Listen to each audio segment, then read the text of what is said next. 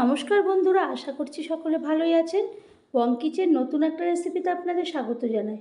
আমি আজকে যে রেসিপিটি করব সেটি বাদাম বাটার সিমইয়ের পায়েস। তার জন্যে আমি যা যা নিয়েছি আমি দেখাচ্ছি। আমি একে একে রান্নার সময় সবই আপনারা দেখতে পারবেন। আর চ্যানেলটি যদি সাবস্ক্রাইব না করেন তো সাবস্ক্রাইব করবেন, লাইক শেয়ার কমেন্ট করবেন, পাশে থাকা বেল বাটনটি টিপেন, তাহলে যে কোনো রেসিপি আপনাদের কাছে সবার আগে পৌঁছাবে। এইদিকে আমি একটা ওভেনের মধ্যে বাটির মধ্যে প্রায় 1 লিটার মধ্যে দুধ বসিয়ে দিয়েছি গরম করতে। আর একটা কড়াইয়ের মধ্যে আমি দিয়েছি ঘি। ঘিটা দিয়ে আমি সিমইটা আমি ভেঙে ভেঙে টুকরো টুকরো ছোটো ছোটো করে বড় সিমই সেটাকে টুকরো টুকরো করে নিয়ে আমি ওই ঘিয়ের সঙ্গে ভেজে নেব। ঘি দিয়ে ভালো করে লালচে লালচে হবে যখন আমি সেইভাবে ভাজবো সিমইটাকে।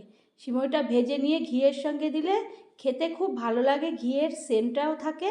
তারপরে ওইটা ভাজা হয়ে গেলে আমি সাইড করে একটা রেখে দেব। আর যে ঘি থাকবে ওই ওই সিমইর মধ্যে থেকে বেরোতে থাকবে, সেখানে আমি দিয়ে দেব কিশমিশ, কাজু আর তেজপাতা। এইগুলোকে আমি ভালো করে আবার ওই সিমইয়ের ঘিয়ের মধ্যেই ভেজে নেব। তাহলে আমার এই দিকের কাজটা কমপ্লিট হয়ে গেল। তো আপনারা তো অনেকে অনেক রকম করেই সিমই করেন, কিন্তু আমি এইভাবে করলাম, একবার হলেও এইভাবে করবেন। এইদিকে দুধের মধ্যেও আমি একটু ঘি দিয়ে দিয়েছি, তাইলে খুব সেন্টটা এদিকে সিমইতেও থাকবে, দুধেও থাকবে। আর দিয়ে দিলাম 2টো এলাচ মুখ ফাটিয়ে। যখন এলাচটার গন্ধটা দুধের মধ্যে যাবে তখন আমি দুধটাকে ওই যে কড়াইয়ের মধ্যে সিমইটা ভেজে রেখেছিলাম আর কাজু কিশমিশ তেজপাতা সেটার মধ্যে আমি দুধটাকে পুরো ঢেলে দেব। তারপরে দিয়ে দেব আমি গুঁড়ো দুধটা।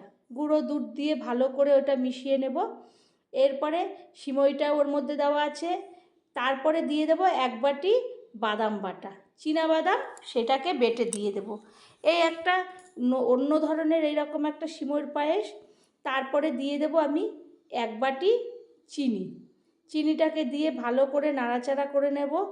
এইভাবে খুব অল্প সময় অল্প উপকরণে এরকম একটা সিমই করবেন, দেখবেন আপনি রুটি, পরোটা কিংবা লুচি যে কোনো কিছু দিয়ে আপনি এইগুলো খেতে পারবেন। আর খেতে বাচ্চা বড় সকলেই দেখবেন স্কুলের টিফিনেও নেওয়ার জন্য বায়না করবে। এইরকম একটা সিমই বাদাম বাটা দিয়ে তারপরে যখন হয়ে যাবে আমি তখন একটা ডাব্বু হাতা দিয়ে একটা প্লেটের মধ্যে তুলে নেব।